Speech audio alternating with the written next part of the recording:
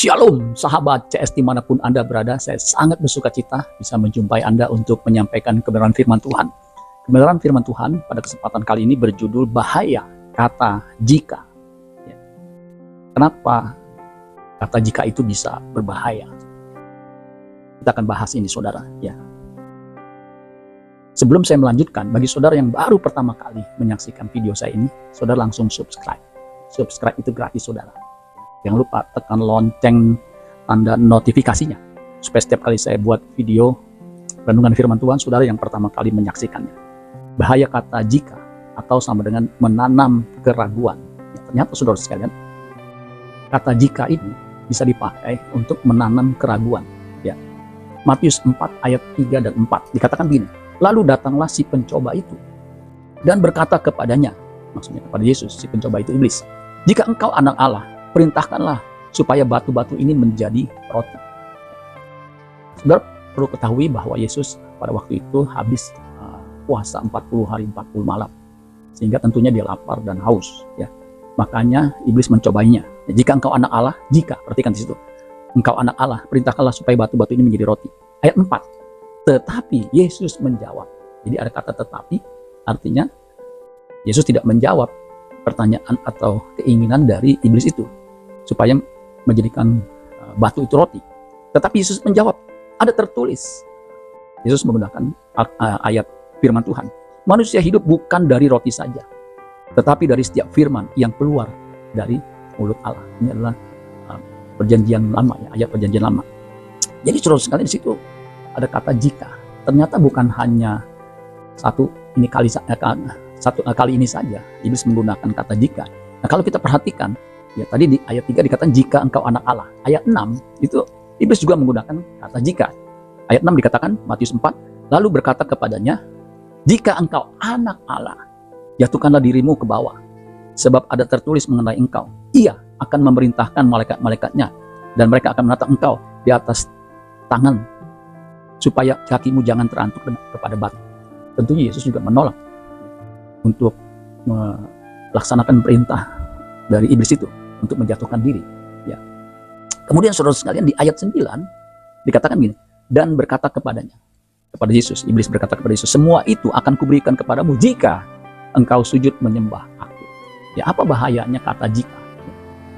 Kata jika ini digunakan iblis untuk menanam keraguan kepada Yesus. Jika engkau anak Allah, Yesus itu anak Allah, firman yang menjadi manusia. Pada mulanya adalah firman, firman itu bersama-sama dengan Allah, firman itu adalah Allah. Yohanes 1 ayat 1. Ayat 14-nya, firman itu telah menjadi manusia. Ya, itu jelas. Ya. Kita telah melihat kemuliaannya, kemuliaan anak Allah, kemuliaan yang diberikan kepada anak Allah, penuh kasih karunia dan kebenaran. Itu Yesus. Jadi Yesus jelas anak Allah. Tidak usah diragukan. Tapi iblis menanam keraguan. Jika engkau anak Allah, ya jelas Yesus anak Allah. Nggak usah diragukan. Perintahkanlah supaya batu-batu ini menjadi roti. Itu menanam keraguan. Sama di ayat 6 juga, jika engkau anak Allah, jatuhkan dirimu ke bawah. Tidak perlu untuk membuktikan bahwa Yesus itu anak Allah dengan menjatuhkan diri. Makanya Yesus menolak, jangan engkau mencobai Tuhan Allahmu. Ya. Kemudian jika engkau sujud menyembah aku, siapakah iblis? Sehingga Yesus anak Allah harus menyembah kepada iblis. Ya, jadi kita lihat di sini ada modus iblis untuk menanam keraguan kepada Yesus. Dan modus ini, ya, modus operandi ini saudara sekalian, memang dipakai iblis sejak Adam dan Hawa. Ya. Iblis menanam keraguan kepada Adam dan Hawa, khususnya kepada Hawa. Ya. Untuk apa? Untuk meragukan Allah dan firman-Nya. Makanya saudara sekalian, kalau saudara perhatikan di Kejadian 3 ayat 1-6, nah itu jelas modus dari iblis, ya, mencobai Hawa supaya ada keraguan di dalam hati Hawa. Ya. Dikatakan begini, Kejadian 3 ayat 1, adapun ular ialah yang paling cerdik, ya, dari segala binatang di darat yang dijadikan oleh Tuhan Allah. Kemudian dikatakan, ular itu berkata kepada perempuan itu, tentulah Allah berfirman, semua pohon dalam taman ini jangan kamu makan buahnya, bukan? Itu jelas, ya, bahwa iblis ingin menanam keraguan. Karena dikatakan semua pohon dalam taman ini jangan kamu makan buahnya, bukan? Padahal Allah memerintahkan semua pohon dalam taman ini boleh kau makannya dengan bebas. Itu di Kejadian 2 ayat yang ke-16. Ya, kecuali buah dari pohon pengetahuan yang baik dan jahat itu jangan kamu makan buahnya. Sedangkan semua boleh. Kalau di sini dikatakan semua pohon dalam taman ini jangan kamu makan buahnya, bukan? Nah, ini menanam keraguan, saudara sekalian. Ayat 2, lalu sahut perempuan itu kepada ular itu, buah pohon-pohon pohon dalam taman ini boleh kami makan. Itu jelas. Tetapi ayat 3, tentang buah pohon yang ada di tengah-tengah taman, Allah berfirman, jangan kamu makan atau rabah buahnya itu, nanti kamu mati. Hawa sudah mulai termakan. Di situ udah ada keraguan masuk dalam hatinya. Karena dikatakan, kalau makan, rabah, nanti mati. Padahal, kalau kamu makan buah pohon tentang pengetahuan yang baik dan jahat, pastilah engkau mati. Pasti, nggak ragu-ragu lagi. Tapi, Hawa mulai ragu-ragu, nanti mati. Ayat 4, tetapi ular itu berkata kepada perempuan itu, sekali-kali kamu tidak akan mati. Jadi karena nanti mati, dibalik ditegaskan lagi. Tetapi ular itu berkata kepada perempuan itu, sekali-kali kamu tidak akan mati. Ayat 5, tetapi Allah mengetahui bahwa pada waktu kamu memakannya, matamu akan terbuka dan kamu akan menjadi seperti Allah, tahu tentang yang baik dan yang jahat. Nah, mulai terus keraguan masuk, saudara ya. Ayat 6, perempuan itu melihat bahwa buah pohon itu baik untuk dimakan dan sedap kelihatannya. Lagi pula pohon itu menarik hati karena memberi pengertian. Apa yang terjadi? Lalu ia mengambil dari buahnya dan dimakannya dan diberikannya juga kepada suaminya yang bersama-sama dengan dia, dan suaminya pun memakannya. Jadi ketika keraguan itu ditanam ke dalam diri Hawa dan dia mulai tumbuh, keraguan itu menjadi besar sehingga dia tidak taat lagi kepada firman Allah. Jadi saudara sekalian, kita harus jeli memahami godaan dari iblis ini dengan menggunakan kata jika.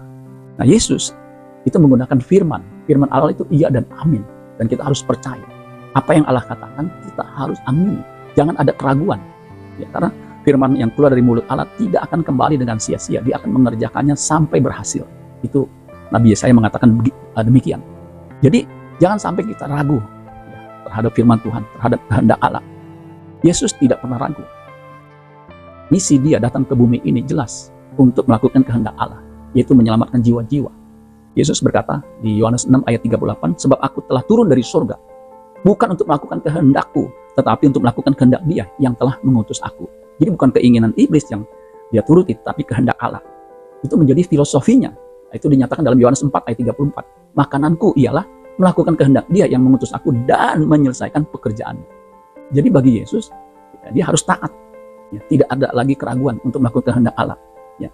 Bahkan dia berkata begini di Matius 20 ayat 28. Dan dikatakan sama seperti anak manusia, datang bukan untuk dilayani, melainkan untuk melayani dan untuk memberikan nyawanya menjadi tebusan bagi banyak orang. Nah, itu jelas misi Yesus, kedatangan Yesus. Anak manusia datang untuk mencari dan menyelamatkan yang hilang, untuk menjadi tebusan bagi banyak orang, saudara.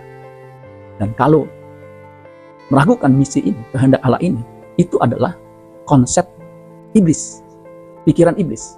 Itulah sebabnya ketika Petrus mencegah Yesus ke Yerusalem karena Yesus akan mati, akan dianiaya, akan menderita, mati di kayu salib.